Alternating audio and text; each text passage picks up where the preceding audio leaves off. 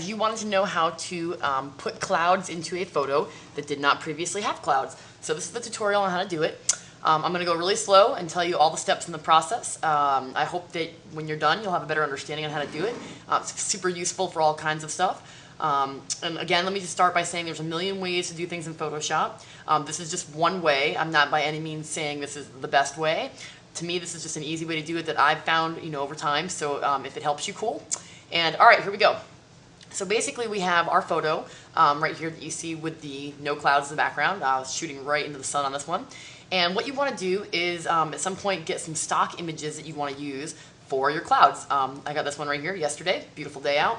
Went outside, took a picture of some clouds, bang, cloud photo. Okay, so what we're going to do is we're going to take this cloud photo and drop it into the other photo. To do that, you want to select this whole thing. So Command or Control A to select all, and you'll see the marching ants around the entire image. Command or Control C for copy. Okay. Come back over to your original image, and we're going to go ahead and say Command V and paste. Now this one's sized just right because I, had this all set up. You might have to resize it. To do that, you would hit Command T for transform, or you can go up in the image area up here, and you can say Edit. Transform and scale, same thing. I just like to use some keyboard shortcuts, keeping it fresh. All right, and then what you want to do there, you want to grab the corner and drag it around. But when you do that, if you don't hold down the Shift key, you'll start to kind of mess your image up, and it will be all out of proportion. If you hold down the Shift key, it constrains it to the proper proportion. Okay, just some information for you to help you out on the outside. All right, so now what we have our cloud photo, and you see it over here in the layers palette. I'm going to try to zoom in. Okay, so over here, layer 3 is the clouds, all right? And if we turn that little eyeball off, you'll see underneath it is our bride and her bridesmaids that need the clouds. So how do we go about getting these clouds to come through? Well, one thing we do, we turn that on. Okay, so now we see the clouds. What we're going to do is work with the image settings here as far as the overlay settings, okay? And you can either go through each of these and click on them individually. I'm going to give you another shortcut, okay?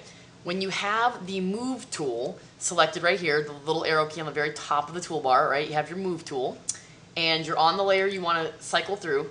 If you hold down the Shift key, and then you hit the plus key, it will cycle through all of your overlays, okay? So what I like to do is, I don't like to look at what overlay it is. I like to concentrate on the image itself, and then kind of scroll through. And let's see, that's darken. That's pretty nice. The clouds are falling and they're pretty nice. That's multiply. I don't really like that. That's a little better too. That's linear burn. That's pretty lighten, not so much. Screen, no, no, no. You can kind of go through pretty quick and see what they're doing here to the image. No, I don't like any of that. Not going to work, not going to work.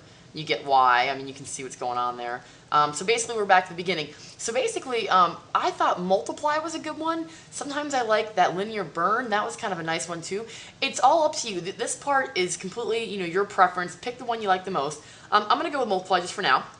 Okay, and so we have that going on. You say, well, look at the, the horizon. You can see coming in. The plants come in nicely. But the girls, I mean, look at that. It's all over them. So what we're going to do is we're going to create a layer mask. Now, this is one of the most important things in Photoshop. I mean, 90% of the tutorials that I'm going to show you involve a layer mask because they make things so easy. It's non-destructive, gets you to the point you want to be at. At the bottom of your layers palette, which I'll scoot it up here for you, is the little layer mask icon right here, okay? So if you click on that, you'll see that right next to the cloud layer, there's an empty layer mask ready to go, okay? Now, you can take a brush and you can brush out all these areas. You can, long and the short of it, you can do that all day long. I'm just trying to get you to the quick end of this video, okay? What we're going to do over here in the toolbar is we're going to go ahead and select the gradient tool. And in my gradient drop-down, I've got black to transparent. I think I just want to do black to white, okay? So basically, the way a layer mask works is black reveals, white conceals. So you want to conceal some areas and reveal others. So this gradient tool is perfect. It's going to give us a nice gradation. And what you're going to want to do, I start at the bottom here. I hold down the Shift key. That'll draw a straight line for me. And I click and drag upwards. Okay, what did that do? Okay, got rid of some of the clouds. Okay, what you want to do is you want to click in the area that you want to start like getting rid of. Like you want everything below this area right here to be gone. So you're gonna start right here and click up, and it will do a gradation from there. Now, I mean, that's pretty darn good. I mean, we just got rid of all of our problems pretty much, and you could probably wing it like that if you wanted to. Now, the reason why I picked this photo was because they've got their arms up in the air and they have some bouquets, so this is gonna take a little extra work, and it's important that you do the extra work, because if you just left it like this, I mean, you can see the clouds, you know, in her arm, and the bouquets look a little, you know, dingy or whatever. So basically, that's a great way to go right there. But what we're gonna do is we're gonna take it one step further, okay? So you wanna be on your layer mask, and then what we're gonna do is grab the brush tool over here, okay? And I've got a nice big soft brush. You don't want anything too hard. You want it real nice and round and soft. And you can control the size of your brush real quickly with your bracket keys. The left bracket key will make it smaller. The right bracket key will make it bigger, okay? So those are things you want to keep in mind. Left is smaller, right is bigger. And what we're gonna do is we're going to keep an eye on our opacity. It's very important when you're trying to make things look subtle in Photoshop and you're using a brush. Always check your opacity up here at the top of the window. That is key. If you do it at 100%, man, you're gonna be fighting this all day. I keep it real low, okay? So what we wanna do, we wanna set the opacity real low. I'm gonna probably go to maybe 30, okay?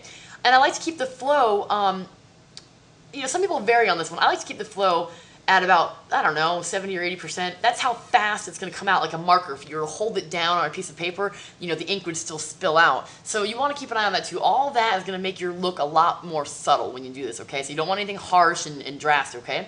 So we've got that set. We want to make sure that our foreground and background colors are set to black and white. To do that, you're going to hit the D key, which will put default. So think of D as default, and it changes your foreground color to white and your background color to black. But what we want to do is reverse that, because we want to conceal, reveal. So black reveals, white conceals. We want to reveal their arms here. We want to get rid of the clouds on their arms and the bouquets. So to toggle between black and white, you're going to use the X key. So X for black, X for white, black and white. You can see it moving back and forth. Okay, so let's zoom in. I didn't take a super high res photo here just for quality's sake. Okay, and we're on the layer mask, and we've got our brush, and we've got the opacity set, and let's go in and see what happens.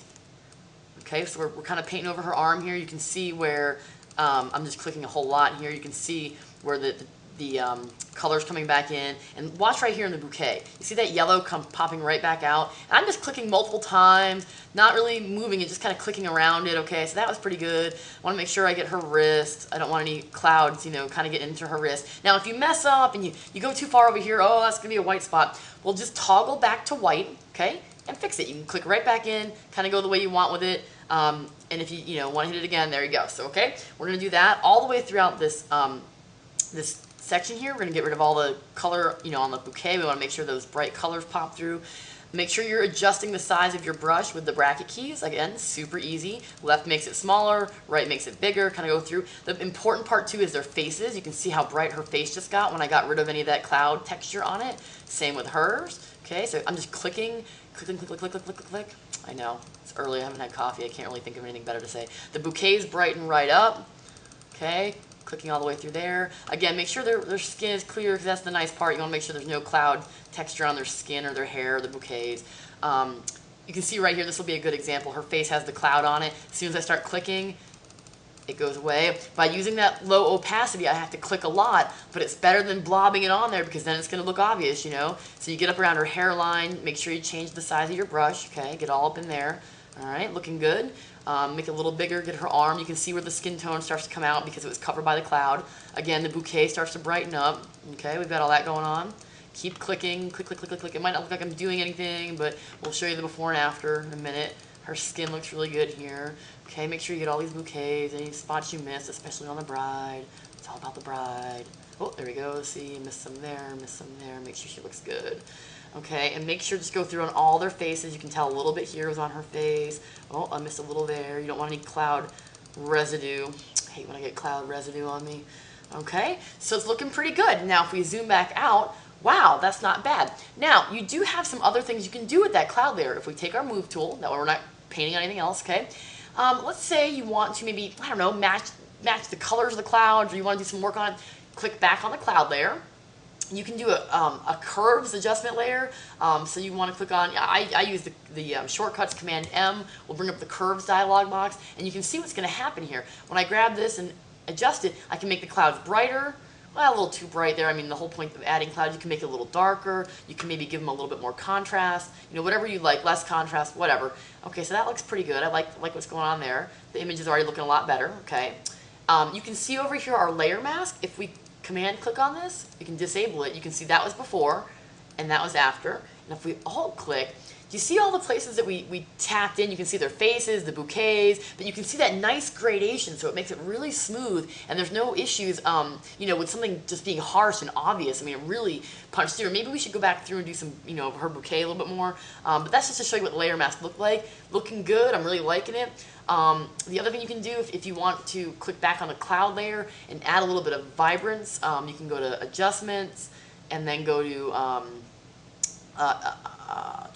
vibrance or hue and saturation. You can kick up the vibrance a little in those clouds, make them nice and blue, kick up the saturation a little bit, looking good. All right, so now, you know, we literally went from this to this. And oh, and you see, if you turn it back, this is where you want to, yeah, this is where I'm getting in there. You see her dress has the blue in it, so you want to come back over here, and you want to do that a few times before you're done. Grab your brush, make sure you clean up her dress, make sure you clean up any areas. When you toggle it back and forth, if you see any areas that are showing that cloud, you want to really get rid of that cloud. So, you know, really kind of get in there and get those dresses cleaned up.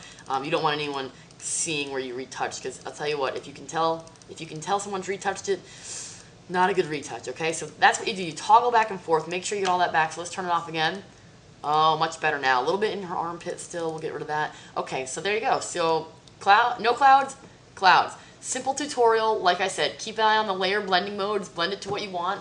I hope this helps you guys. I really hope you guys visit my Facebook fan page. It's facebook.com/AbbieBellPhotography. You know, become a fan of mine and then look for more tutorials. If you have ideas on tutorials you'd like, I'd be more than happy to try to get them done for you. Thanks, guys, and we'll see you next time.